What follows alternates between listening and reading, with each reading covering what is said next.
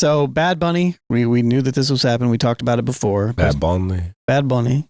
He was the headliner at the Super Bowl halftime show, and it was electrifying, if you say so. I thought it was good. I thought it was a good halftime. I thought the story was great, but it wasn't just a musical spectacle. It was a cultural moment that kind of demanded attention.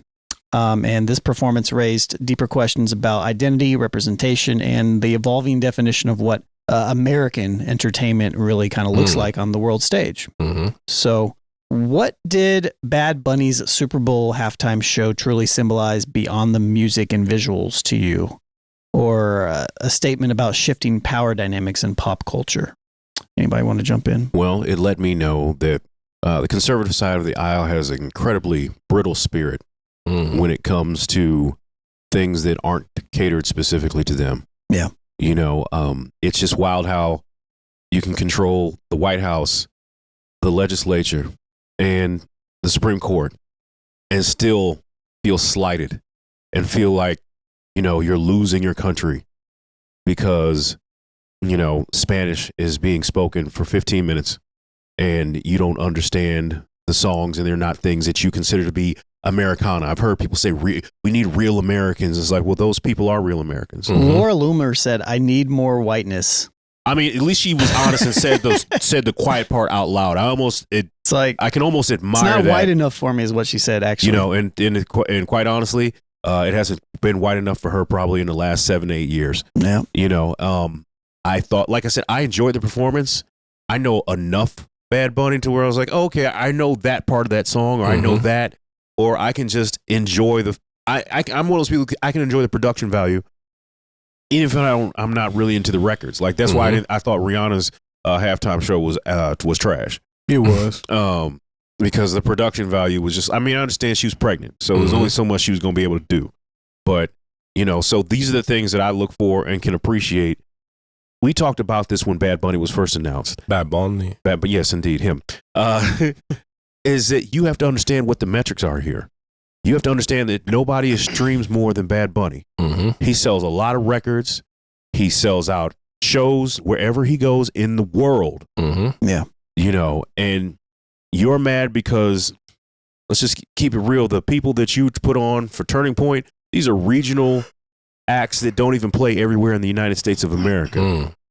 You know, and it wasn't even a live show. You know, and if you're thinking, well, why don't we have more of this? Because, you know, the numbers came out that Bad Bunny, this is the highest rated Super Bowl show ever. I'm talking about over Kendrick Lamar, over Usher, over Michael Jackson. Bad Bunny is number one until further notice. Bad Bunny. So when you're talking about, you know, I don't get it. It's not for you to get. For a lot of you, you just have to understand that. My thing is, why can't you just like, okay, it was all in Spanish. I know a little bit of Spanish, and I still didn't pick up on everything. And I'm sitting here watching it like, oh, this is, you know, it's cool. I don't like Bad Bunny's music.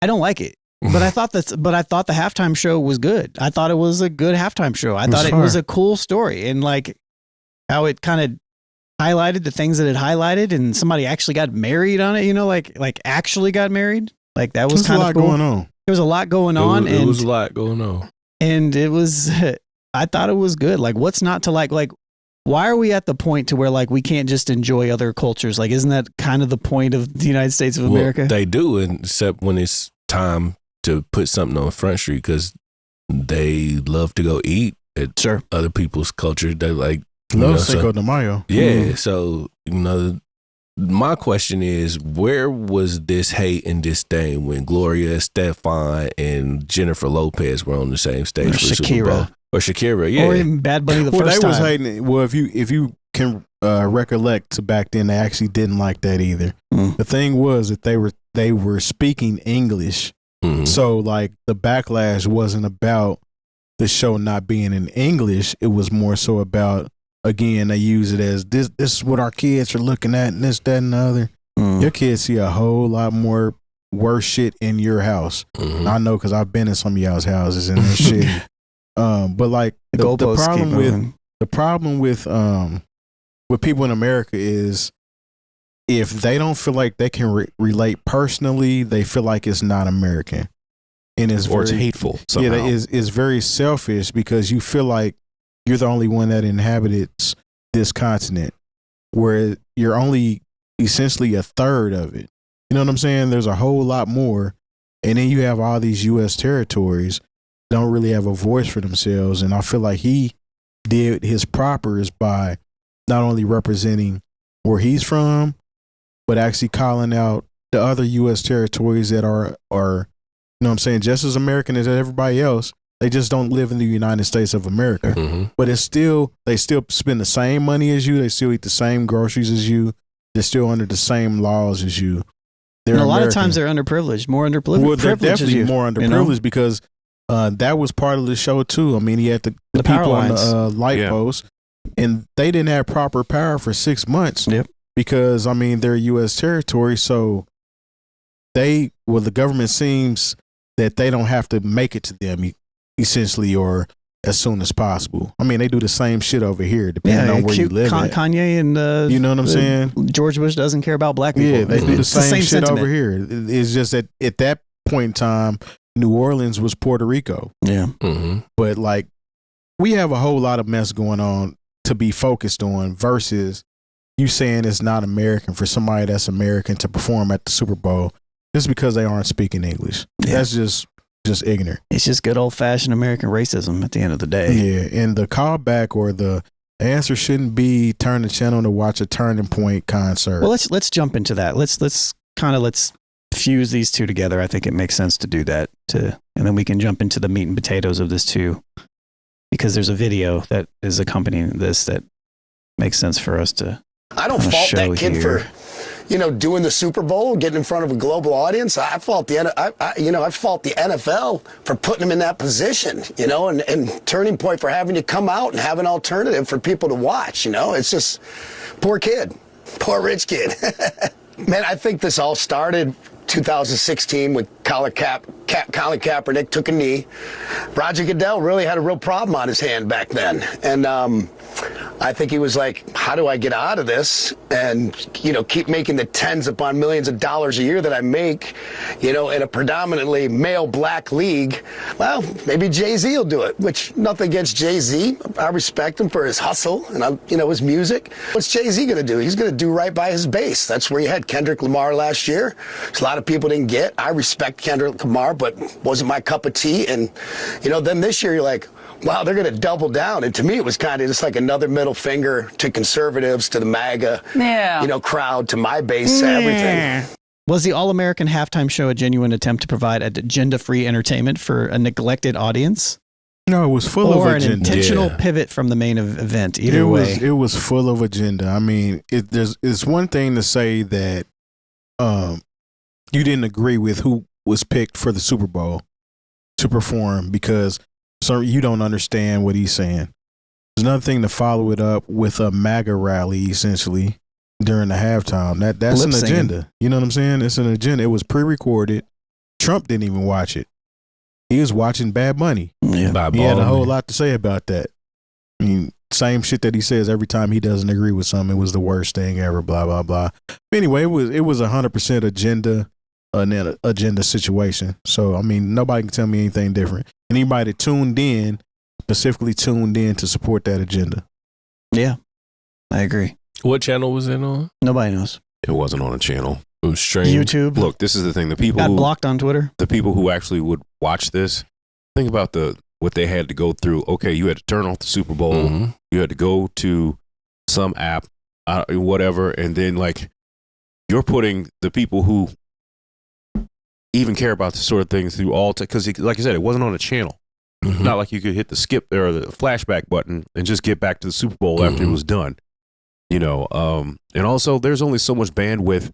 Like, look, if you can't get certain people from the Country Music Awards to show up to this sort of thing, like they get theirs off at the CMAs.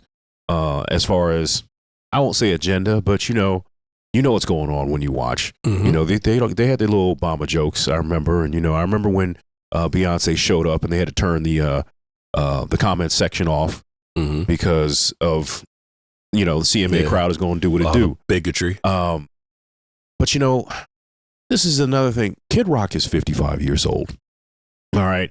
And one of the hardest things for certain people like Kid Rock, and I've seen this from other people, you know, on the internet who watched the show and certainly didn't watch the Turning Point show, is they're like, oh, I just don't get it. And like, it's not for you. You've aged out of even being close to being cool.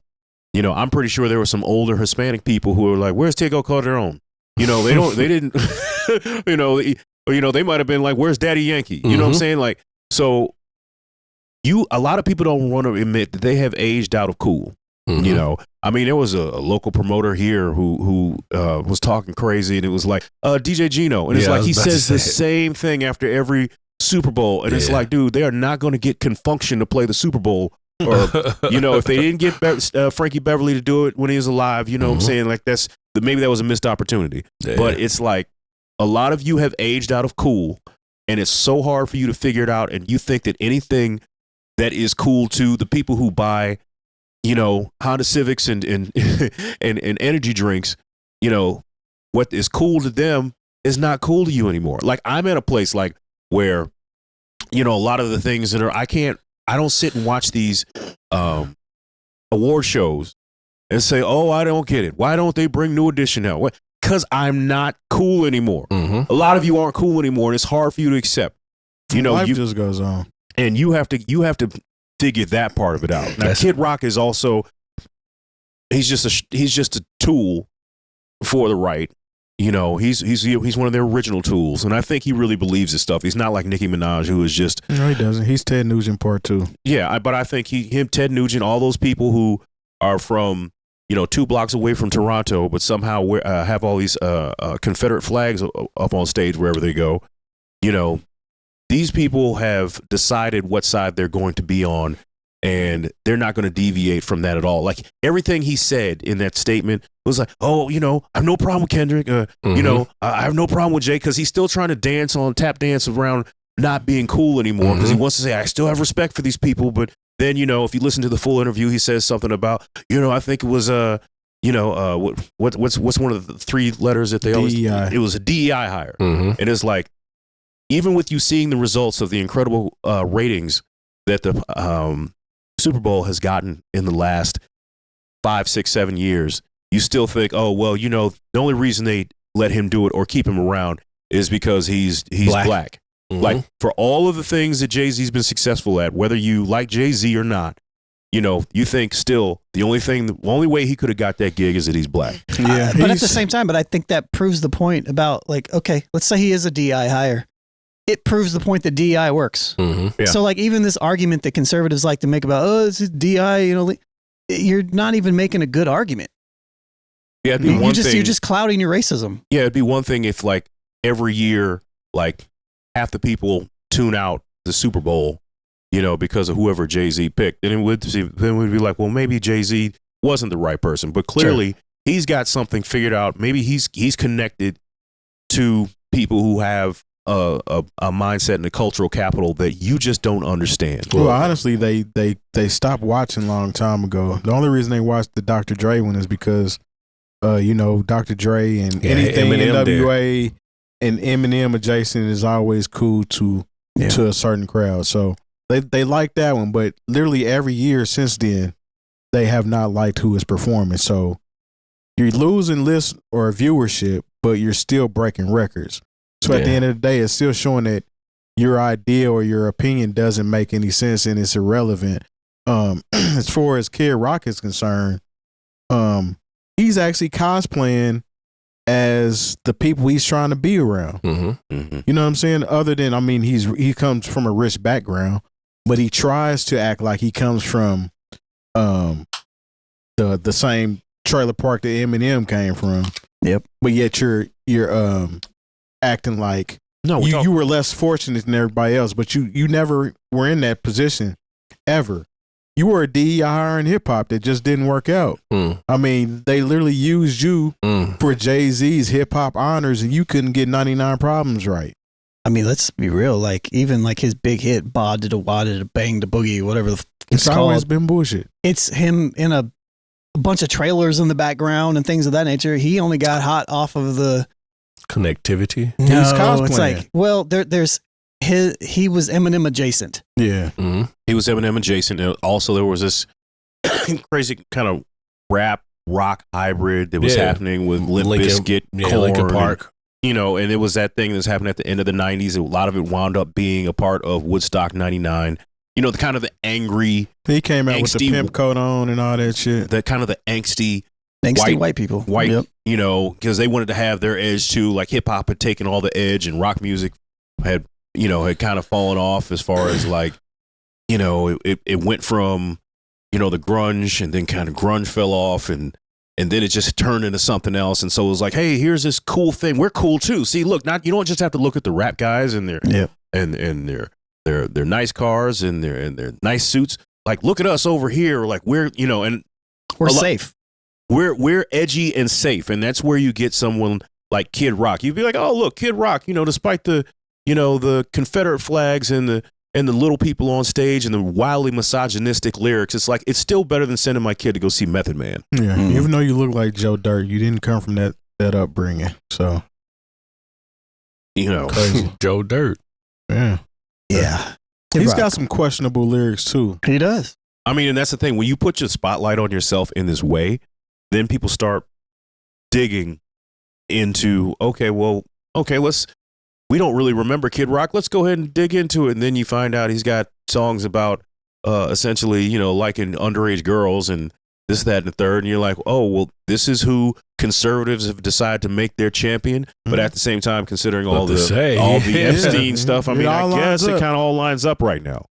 The fact that people are so much angrier about having to hear 15 minutes of Spanish music than they are about not even that 13.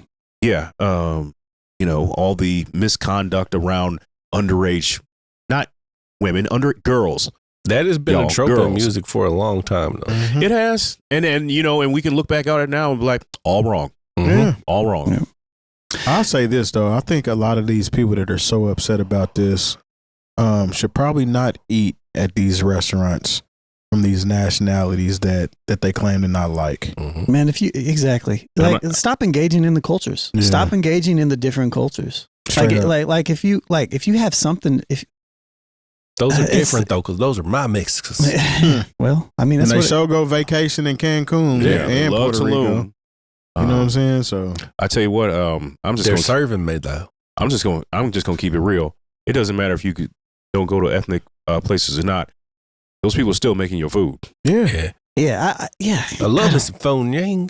Yeah, and and I'll say this because the thing I mentioned earlier probably won't even make the main show, but I think it makes sense. But the Cato Institute put out an article recently that said that undocumented people in general have attributed $1.7 trillion since 1994 to the U.S. economy, and immigrants in general have reduced deficits is the actual technicality of it by $14.5 trillion since 1994. It's like 14 Elon Musks. That's a lot. But you know who does add to the deficit? Who's that? Republicans. Yeah. I'm sorry. Republican states. Yeah, no, I'm talking about just Republicans in general and their policy. Like there's that too. When Bill Clinton wasn't president, for whatever you think about Bill Clinton, the debt clock was turned off, and all that was, we had a surplus, and that was all thrown away under George W. Bush. Look, you can say whatever you want to say, but I am going off things I actually read in books. Mm-hmm. Things that are actual math. Like, you can't argue with math. Yep. And this is what happens. Like all that stuff that happened with Doge, that added another 10 billion? Yeah, it was something ridiculous. Didn't do anything good. So all you did was put people out of their jobs, and you didn't reduce any costs. Now you're trying to get them all back. And guess what? They don't want to come back. And the reason why I bring this up, because even though it seems like a sidestep, is because this is where all of this is rooted from. That they're a drain on our society. Yeah, it's like, people hate the ICE stuff. The fact that Bad Bunny has to come out and make a statement as such, that he's making. About humanizing people from South America, Central America, or where the heritage is, even if they're U.S. citizens or if they're immigrants to any type of nature, or even undocumented people who are just trying to better their situation. Of that, this is all tied in together to why people are angry and wanted to go and watch a Turning Point thing with Kid Rock lip singing in front of a bunch of paid actors, because apparently there was a Craigslist ad for it too. But just like there was the Melania movie. Oh, like was there? They were paying. It's just funny how, when we talk about numbers, it's like they can say, look at all the people who watched they tried to say like 5 million people watched the Turning Point situation, and they made it seem like that's a success. It was like the same way, like 89 million more watched the. No, like 130 million more. So, but they make it seem like, oh, nobody liked the Bad Bunny. Those all 130 million people hated it, and they're writing letters. It's the same thing with the Melania movie.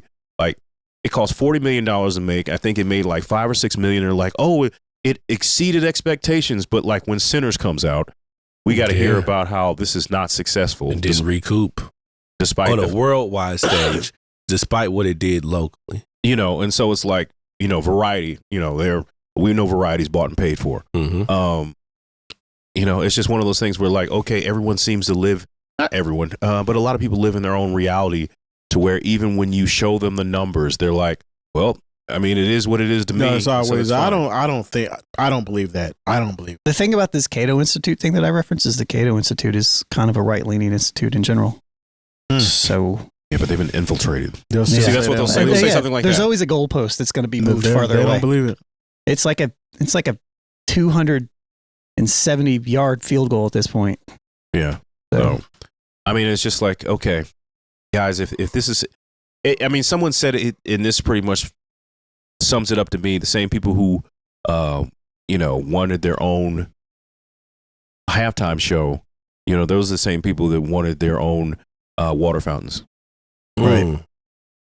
Not all of them, but it's the same people. It's the same people. It's the same mentality.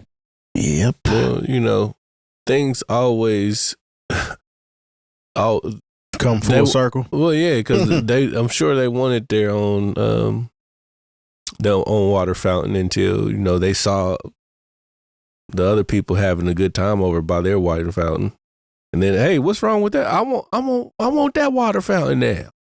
Yeah. I mean, but then they just want to commandeer the water fountain. Yeah.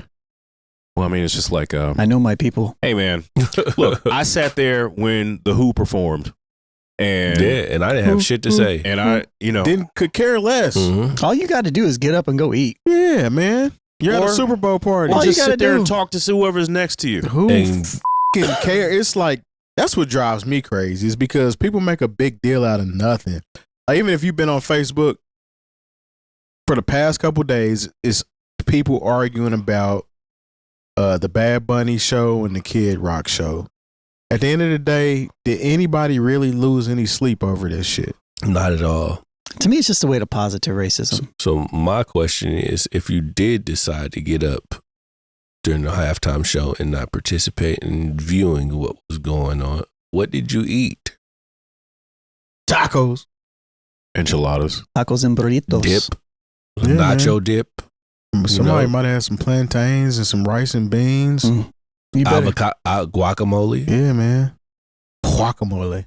No, they just got up. They had some Hamburgers. Yeah, they had some hamburgers. Some hot dogs. And apple pie. Apple pie, yeah. Little water for dipping. A little water, yeah. A raisin salad. Some Oreos with water. I seen somebody. I like raisins. I thought this shit was so hilarious because it was this white lady that I used to work with, and she made a post about how upset she was that the performer didn't speak any English. And I remember a couple years ago her crying over her Hispanic boyfriend that had left her. So I just put them. I was like, "Oh, it all makes sense." Yeah.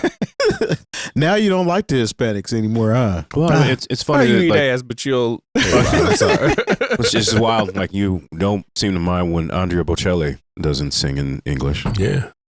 Hey, man, it's all disguised as race. It's all racism, man. It is. It's all it is. And it's old, man. It's old. Who cares? You literally just, everybody that watches the Grammys, you listen to and watch some shit that you've never seen and don't care to even be interested in, but you watched it because it's part of the Grammys, right? It's a music show. So you watched it, culture, man. and then when somebody came on that you did like, you clapped and you applauded and you was like, yay. And then somebody else came on stage, you didn't know who they were, you might have took a bathroom break, but it wasn't a reason for you to be like, we need to create our own awards so everybody that's speaking is only in English and it's only country music and they all gotta be just like Jelly Roll. They're afraid. White people are afraid of the tanning of America. That it's the great replacement theory is what they're afraid of. They're afraid that they're going to be replaced and they're not going to be we're not going to be the central of, I don't know. So they're worried about being minorities. Yeah. And when they were minorities at one point, because there's no such thing as a white person. Exactly. It's just it's social a mixture of construct. Germans and Irish people, and they just all came together and decided, okay, we're all white now. Because at one point in time, they didn't want y'all over here either. It's just a social construct. So what they're is it because minorities are maybe treated worse? Is that why you're afraid of becoming a minority? I mean, like you workshop these things and it all becomes very obvious, you know. I mean, look, there are people who are afraid that we're going to bring back white slavery when Obama got elected. Like they was going to have to report to the cotton fields. I remember they said racism didn't exist until Obama got in office. Wow. Or like, he brought it back. It was like, no, they said it didn't exist. Well, see that anybody who says that, I mean, ask a black person older than 60 about when racism didn't exist in this country. Yeah. Look, I watched Beyonce go to the Grammys and perform Ave Maria, and nobody said anything about it. That's not in English. Mm-mm. But it's just Spanish makes, for whatever reason, people get so much angrier at Spanish because that's where you feel like they took your job, you know. And it's like, no, you didn't lose your job in IT because somebody came over here from Mexico 2 weeks ago. Like the jobs, and I hate to even be like this because it's not true completely, but the jobs that they're doing, the migrant workers who come here are doing the jobs that you literally don't want. Don't want it, And I think and the thing is, what we're really having a problem with now, what makes me sicker than anything is people who are actually going through the process who are being snatched out of line. Yeah, that's what everyone should be mad at. But everyone's not mad at it because once again, the face of it is people who speak Spanish, and that once again goes back to why they were so upset about Bad Bunny. Or the people that are here, people that are here literally legally, and then statuses are changed by the government. Like, oh, by the way, this is no longer a protected status, or no, actually, by the way, this is no longer a thing anymore. It's like, oh, cool. So you're just then it gets evil because then it goes down to the private prison. Industrial complex. It goes to slave labor with these concentration camps that they're creating to generate money for these private prisons. It goes back to the 13th Amendment, but adjacent because it's about migrant people and people that have even less rights than people that are prisoners, which is kind of crazy. And it's scary. But anyways, back to Willie Vanilli. His ass wouldn't have got chosen for a Super Bowl halftime show if Jay-Z wasn't part of it, or whoever's a part of it. Nobody who performed at Nobody's Turning Point ever had a chance of being on at the Super Bowl. I didn't even know some of these people. Exactly. Most people did. Kid Rock did do a Super Bowl, didn't he? He probably was featured on somebody's act. Yeah, with Diddy. It was Nelly. Yeah, it was a real mess. Yeah, I remember that one. It was Diddy, Nelly, Aerosmith, Britney Spears. Yeah, they was just he probably trying to appease everybody. Just trying to appease everybody. He would never get his own. No. He likes him. Nobody. Once again, some people do. Once again, he is 55 years old. It is his time of being even perceived as cool outside of the margins is completely over. Oh no, Jay-Z's still cool. That's different. We're talking. It's not though. He's just not Kid Rock's just not a cool motherfucker. Hey, he's a piece of shit. He had snakeskin leather bell bottoms on with no shirt and a fur. I like to think whatever age that I am, that I have some kind of, reach back to people who came before me. Now I know my place still, regardless. But I don't feel like the age is going to necessarily erase your cool. It's just his ass. See, if you're still trying to be cool to people, I'm not, and I could be cool to my peer group, but I'm not trying. I don't give a shit of what a 19-year-old thinks about me. Touche. You know, Absolutely I'm leather blazer, know how to match my my shoes with my belt, wear the right cologne, cool. I ain't And that's, fresh. you know what I'm saying. But like, so I ain't fresh. the type of cool that you're still trying to aspire to where you think you are the peak and the right there in the mainstream, that's over with for you. You're 55. Well, I think to bail shot, and maybe I need to go straight to hell for this, but I don't think he's trying to appease to 19-year-olds.